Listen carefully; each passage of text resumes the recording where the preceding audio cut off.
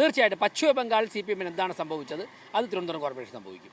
2025 തദ്ദേശ തെരഞ്ഞെടുപ്പിന്റെ പരസ്യ പ്രചരണം അവസാനിക്കാൻ ഇനി മണിക്കൂറുകൾ മാത്രമാണ് ബാക്കിയുള്ളത്. കൊട്ടിക്കലാശത്തിലേക്ക് എല്ലാ മുന്നണികളും കടന്നു കഴിഞ്ഞു. ഇപ്പോൾ BJP സ്ഥാനാർത്ഥി VV രാജേഷ് മീഡിയയോടൊപ്പം ചേരുന്നുണ്ട്. അവസാന നിമിഷമാണ്, എങ്ങനെ കാണുന്നു? വളരെ വലിയ പ്രതീക്ഷയിൽ, അതായത് ഞങ്ങൾ പ്രതീക്ഷിച്ചിരുന്നതിനേക്കാൾ കൂടുതൽ സീറ്റുകൾ ലഭിക്കുമെന്നുള്ള, ജനങ്ങൾ ഞങ്ങൾക്ക് നൽകുമെന്നുള്ള ഒരു സാഹചര്യം ഉണ്ടായിട്ടുണ്ട്. പ്രത്യേകിച്ച് നരേന്ദ്രമോദി 45 ദിവസത്തിനകം തിരുവനന്തപുരത്ത് വന്ന് തിരുവനന്തപുരത്തിൻ്റെ നഗരത്തിൻ്റെ വികസന പദ്ധതികൾ പ്രഖ്യാപിക്കും. ഒളിമ്പിക്സ് 2036 ഒരിനം തിരുവനന്തപുരത്ത് വെച്ച് നടക്കും. മാലിന്യ പ്രശ്നവും തെരുവുനായ്ക്ക പ്രശ്നമൊക്കെ ഞങ്ങൾ പരിഹരിക്കും, അഴിമതി അവസാനിപ്പിക്കുമെന്നൊക്കെ പറഞ്ഞ് ജനങ്ങൾ ഇരു കൈ നീട്ടി സ്വീകരിച്ചിരിക്കുകയാണ്.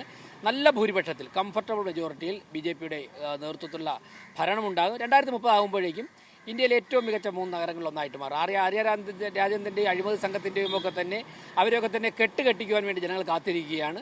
തീർച്ചയായിട്ടും പശ്ചിമ ബംഗാൾ CPM എന്താണ് സംഭവിച്ചത് അത് തിരുവനന്തപുരം കോർപ്പറേഷൻ സംഭവിക്കും. ഈ അവസാന നിമിഷവും ആരോപണങ്ങൾക്ക് ഒരു കുറവുമില്ല. അല്പസമയം മുമ്പാണ് CPMന്റെ DC-യിൽ പത്രസമ്മേളനം നടക്കുകയും അവിടെ ഒരു ആരോപണം ഉന്നയിക്കുകയും ചെയ്തത്. അതായത് കരമന കൂടത്തിൽ കേസിൽ അവിടുത്തെ ആ സ്ഥലം അത് RSSന് എഴുതി കൊടുത്തു, RSS അത് വാങ്ങിയു എന്നൊക്കെയുള്ള വലിയ ആക്ഷേപമൊക്കെ പുറത്തു വരികയാണ്.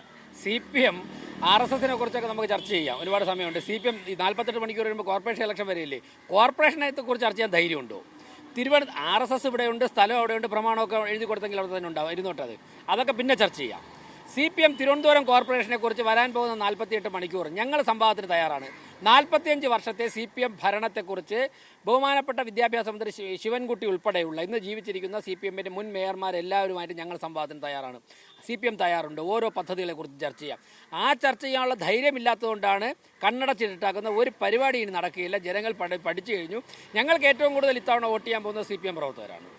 നേതാക്കന്മാരുടെ അഴിമതിയിൽ മനം മടുത്ത് ഇരിക്കുകയാണ്.